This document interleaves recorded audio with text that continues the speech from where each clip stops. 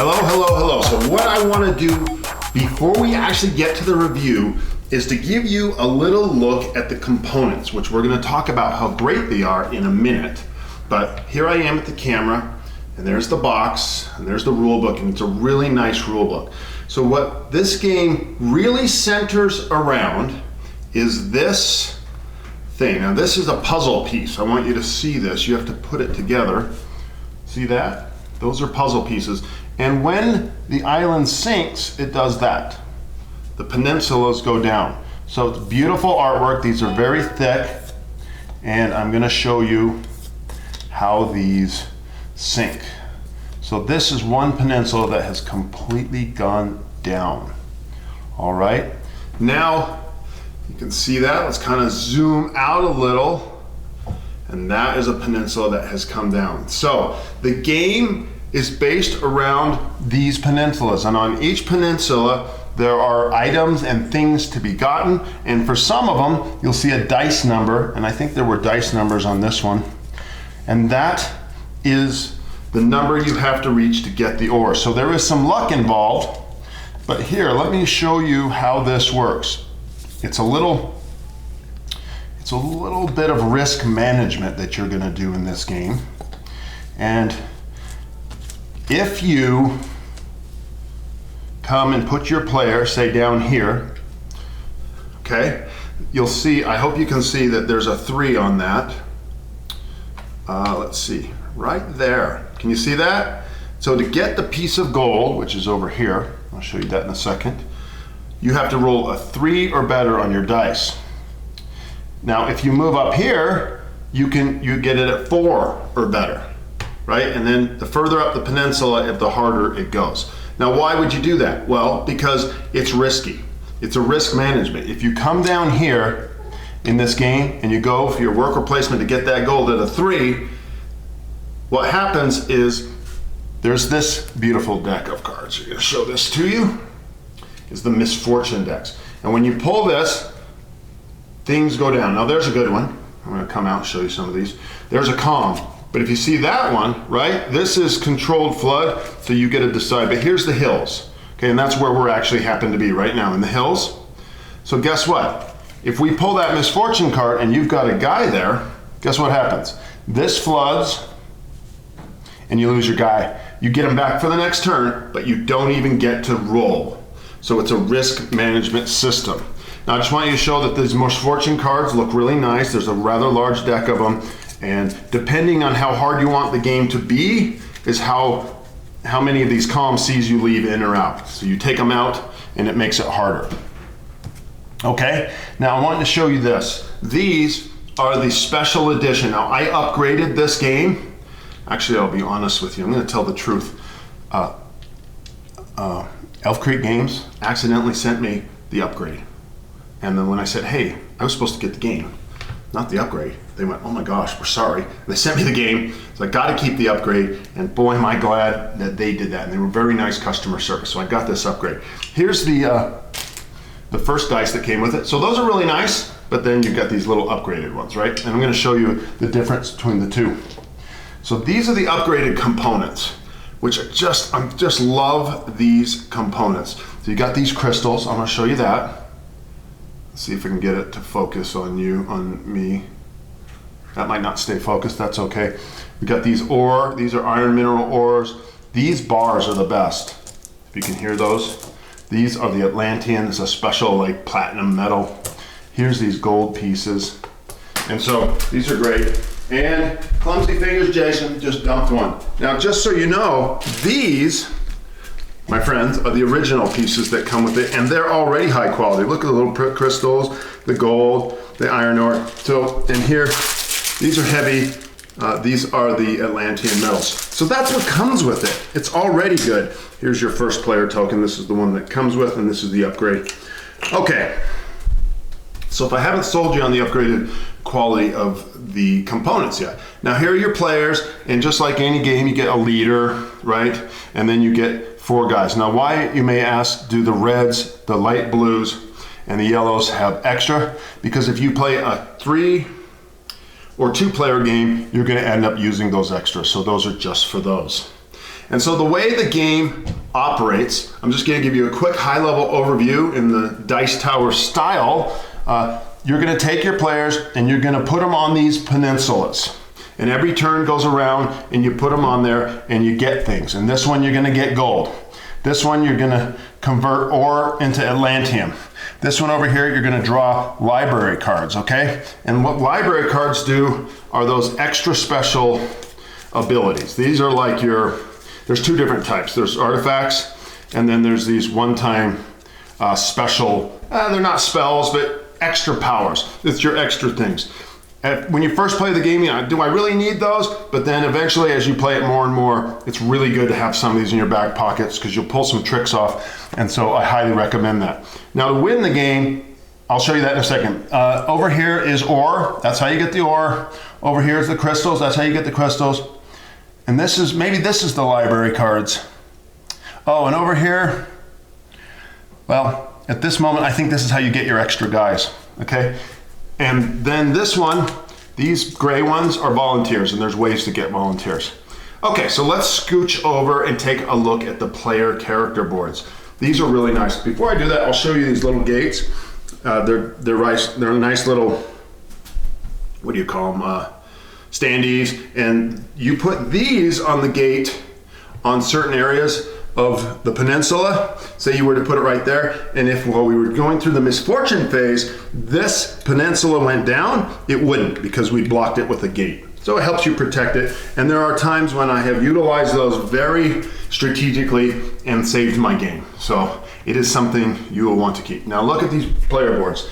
So they've done some, they're really nice and thick. I really like them. And at first you're a little confused, but what they've done is that, so this is the Seafarer and the Aquanaut. And as far as I can tell, well, that's a weird one. I'm not sure about that one.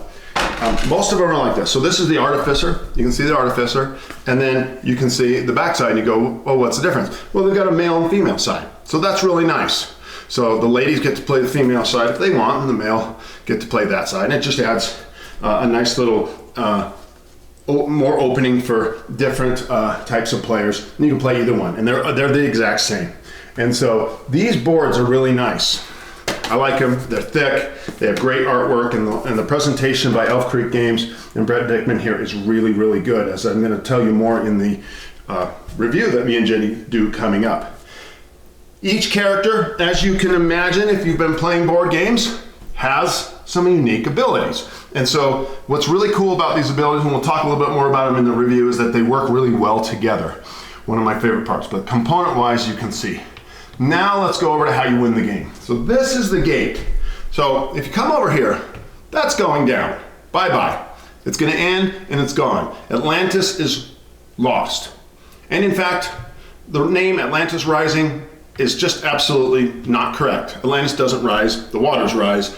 Atlantis is lost. But you can see right on there, it's actually right on the box. Show you that really close. See what that is? I don't know if you can notice that. That's a gate. See that? That's a gate. So Atlantis is getting submerged, it's lost, and what the Atlanteans are doing are getting out of Dodge. They're leaving. So this is how you do it. You have to fill in this gate, including the centerpiece, and these are the different types of ores that you need in order to complete the gate. And there's a whole bunch of different ones so that each game can be different. And so in this one, I just have 9 off the top that I just chose so you can see how they fit. So each game you would choose 9 of these and you would just put them in here and you just decide, oh, they all sit over here, and then once you fill one up, so like this one, let me show you what this means. This one costs 2 gold and a Atlantean bar. Once you do that, your character comes over here into the center, and then it builds it, and now, boom, there it is. Once all of them are in, and I'll do this really quickly so you can see it, once you've built the whole core as a group, it's a cooperative game, and it really works well, even at high player counts. We played it up to 7, and it really works. Once you got everything in, then you have to do the core.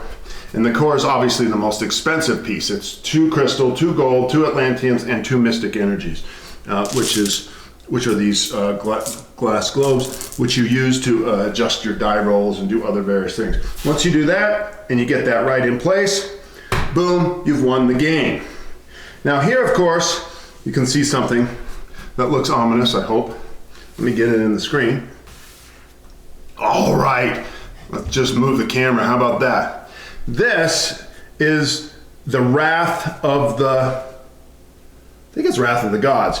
So as things get worse, you move your marker along, and first it's 0, and then it goes up and up and up. And what that means is that at the end of each round, after all the misfortune cards have been played, right there, then you take additional tiles and everyone has to choose. And this thing just starts sinking.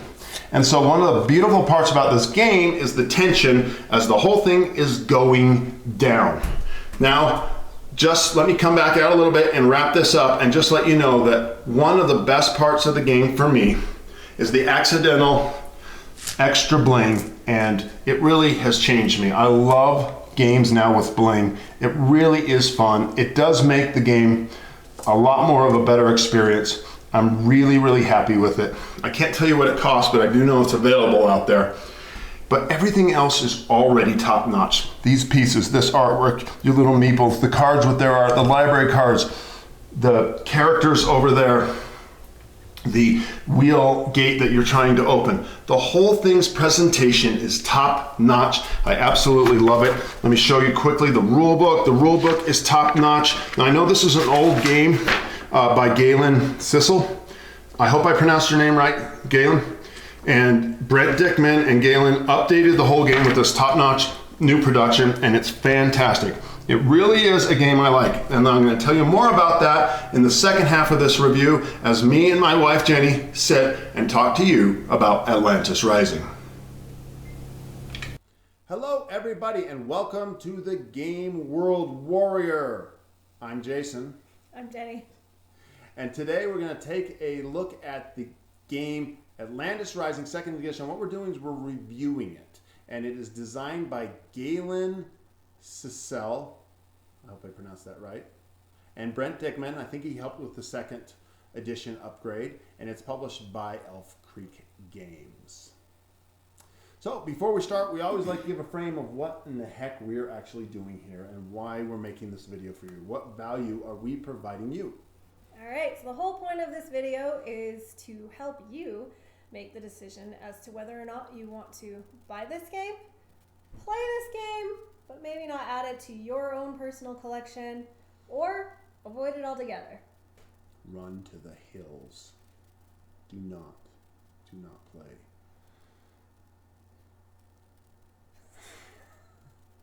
I was adding a little drama to it. Maybe I don't like it. Is Jason joking? What's going on? Why would he review a game he hates? Could be. It's my job to tell you what this game is. There it is right there. It's above Jenny's head. So it's a interesting game. It's a cooperative game for 1 to 7 players. It actually plays pretty well. I will at high player counts. Yeah. I've got a lot of people together, and everyone who's into the game thinking and cooperating. It's been pretty fun. So there's Atlantis, and it has these peninsulas that go out into the water. And the idea is bad times are coming. Global warming is out of control, and Atlantis is sinking, and it's sinking by pieces. And so the board is really cleverly built. So it's got all these peninsulas, and each piece of the board is a piece. It's like a puzzle piece. And as the waves come in, it washes in, and you turn the pieces over. And the artwork on the other side shows the land submerged by water. And so you're the Atlanteans, and here comes the water. And there's no real enemy per se, right? No, you're just trying to... Yeah, it's just bad times for the Atlanteans. Yeah. Things are going badly. And there's all sorts of disasters. There's an event deck, and things just get worse and worse and worse. And so instead of trying to save Atlantis, you're like, this isn't going to happen. So it's like if we were here on Earth and things were going bad, instead of actually trying to save the environment, we'd be like, build a spaceship and get the hell out of here. That's pretty funny, isn't it?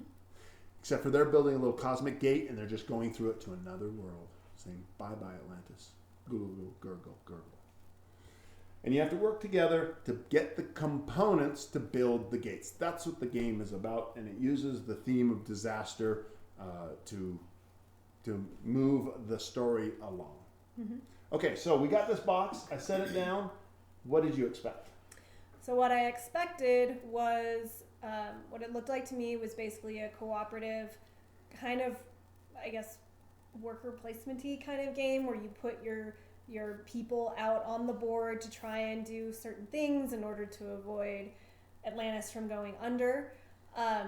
So that was, at first blush, that's what I expected, was a game that ratcheted up tension in a catastrophic kind of way, and that you had to work and find the best way to work with your fellow players in order to keep Atlantis alive as long as possible for you to actually survive.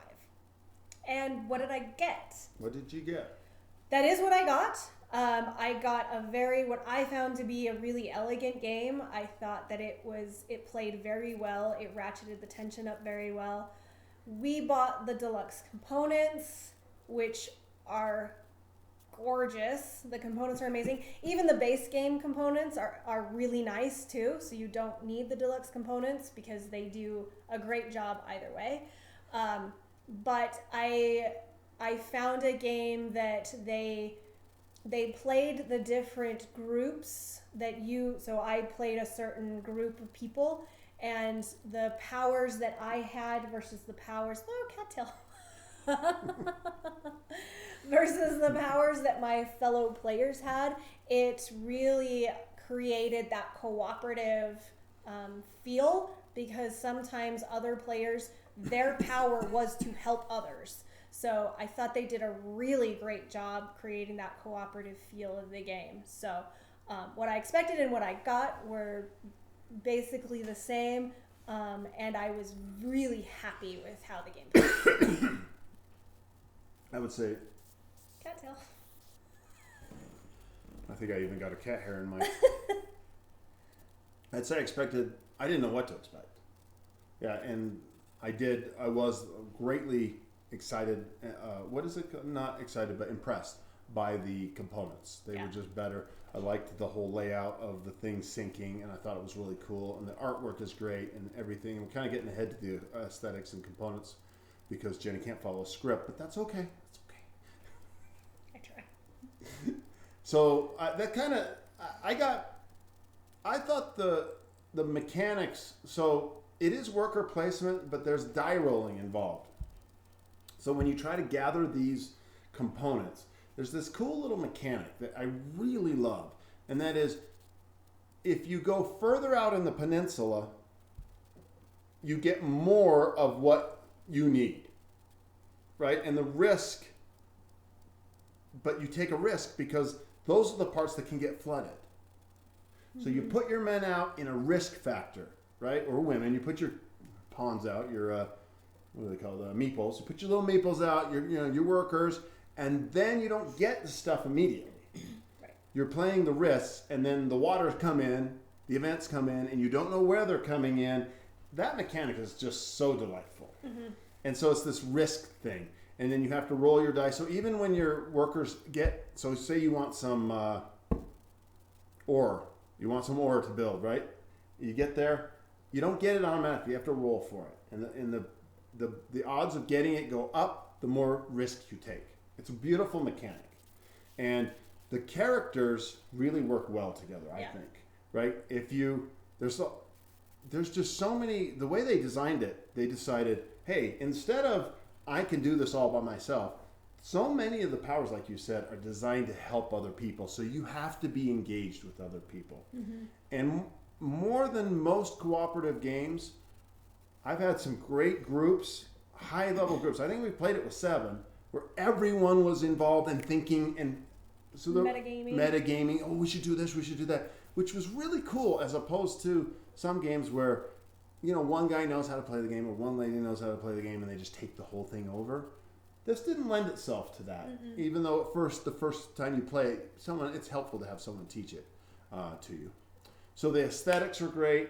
The theme of Atlantis going down showed up really well. So going back to the aesthetics, though, the board itself, Jason kind of mentioned it earlier, is really cool and was one of the things that drew me into the game in the first place, because it fits together like a puzzle. You have to figure out which type of land you're trying to build in the peninsula, and they fit together like little puzzle pieces, and then it's these little puzzle pieces that flip and get flooded. So yeah, There's the peninsulas. so that alone, and then you've got also over here this wheel that you're building out in order to build the gate to get out of there before Atlantis goes under. And so, you know, it's really cool. The artwork is really cool, but I loved the puzzle piece board that you played on, and then it was kind of cool to flip the tiles, and you can see the artwork is also great. You can just see little parts of the peninsula still sticking up from underneath these crashing waves. So one of my most anticipated games for this year, 2022, is this. There's an expansion for it coming. I think it's called Monstrosities. And so I put that video up. You can go see it. I'm excited about it. And it turns out that Galen, the guy who wrote it, reached out to me and thanked me for that. And he told me, and I gave him a gushing praise for this game. And he said, you know, so much of the quality of the components and the look and the production has to be given to Elf Creek Games, that he thought that they just did a great job. The components are probably the best components I've ever seen in a game. I love them. Yeah, I just love That's them. it. That's I it. love them. Yeah. So how easy or hard was it to play or learn? So again, there's probably a theme in our review videos. I didn't personally learn how to play this game myself. I was taught by Jason. So, but when he taught it, it was easy for me as a player to pick it up and understand it. It's pretty seamless. It has a nice flow to it. There's not a clunky, like, hard parts where you're trying to remember, okay, now I do this. So it's got a great flow, and as a player, it was very easy to learn. And it's been easy to teach. And it was pretty easy to learn. The rule book is really nice, and there were a couple videos I watched. It was one of the easier games to pick up and get to the table. So if that's something that's important to you, I say that you're in a good place with this one. Let's see, game length and replayability. Game length, we've generally played it with 2 players, and that seems to be Pretty quick. an hour. Yeah. Yeah. And then we did also play it, I believe, at the max with 7 players, and that probably took close to, I'm guessing, 2 hours to play that. Replayability. So I think this might be my one place where I would love to see an expansion for this game.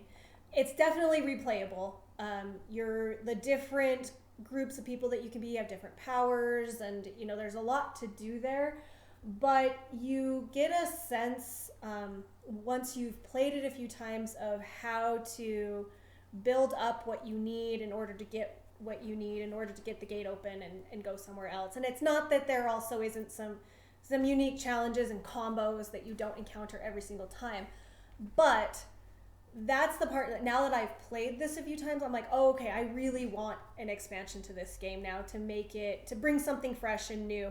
Not that we can't still replay it now, and I would definitely still throw this on the table and play the game.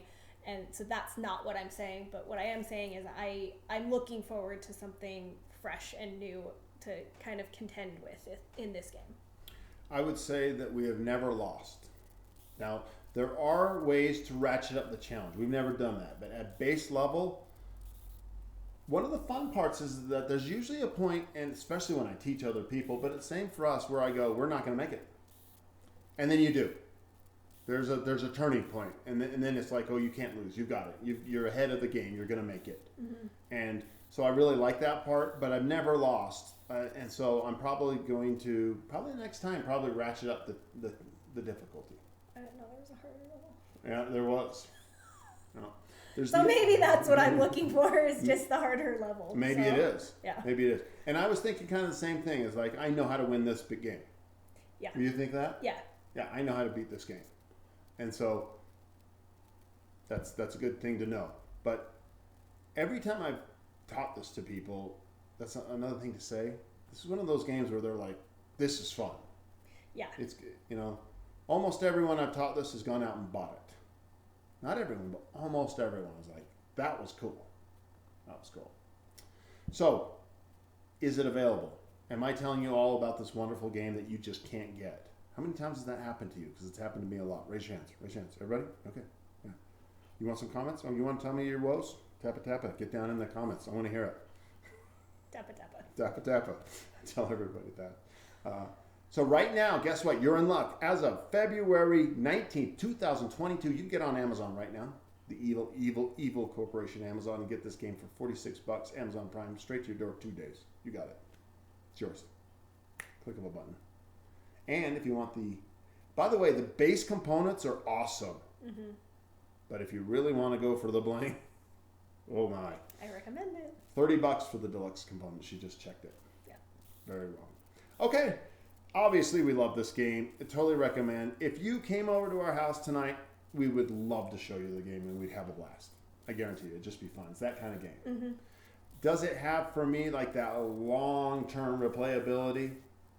I think I am looking for a little bit of a harder challenge, and I am looking forward to the Monstrosities or the Monsters expansion. I want a little bit different to it. Yeah. But I think we'll always keep this. Do you think this will always stay in our... Oh, absolutely. Yeah. So for one reason is that I like it, but for another reason, it is fun to teach to other people. I always want to have this around to teach to other people. Always. Okay, Jenny, our final rankings. Now, hopefully we've given you enough... Ooh, our video froze for a second. I don't know if it froze for you, but it did for us.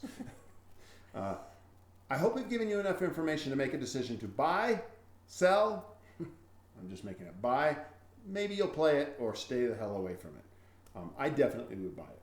Yeah. That's my thing. But I'm going to give you numbers, because everybody wants numbers. Something about numbers. But we're going to start with ladies first. What's your number? Okay. 1 through 10. So I'm going to give this game currently, this is tough. I'm going to say a 7. And I feel like if we move it to the harder level, it's going to easily bump this to an 8. When I first started playing this game, easily an 8. Probably went down a bit to a 7 just because I felt like I wanted a little bit more after playing it a few times. Now that I know there's a harder level, well, there you go. So I feel like with that and with an expansion, this easily goes back to an 8, if not higher. I will agree with you. It's between the 7 and 8 mark, and I'll officially give it a 7.5. Right? And that's really high for me. That's a good game. I want to play it. If she says, hey, that's the game she wants to play tonight, I'd love it. I'd love to teach it to other people. And I am kind of in that zone now with it, where I'm looking forward to that expansion and the increased challenge. Mm-hmm. Okay, everybody. I hope we helped you. I hope you're like either running away saying, no, I'm not going to do it, or you're like calling me up, giving me a text saying, I'll stop by. I'll bring a bottle of wine. I'll come play. Or you're on Amazon already and you've bought it. Or Miniature Market.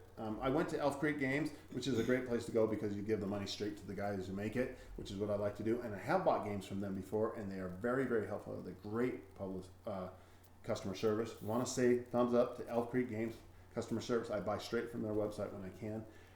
However, right now it's on pre-order on their website. So you can get it on Amazon, but you can't get it from them. I bet it wouldn't be too long, hopefully. Okay, everybody. My name is Jason. Jenny. We're the Game Warriors of the world. On a recent video, I accidentally said we're the Game World. Game World. The Game World. So I've expanded. Yeah. The Game World Warriors. Okay, everybody, I hope you enjoyed this video. I hope it was useful. And as always, thanks for watching.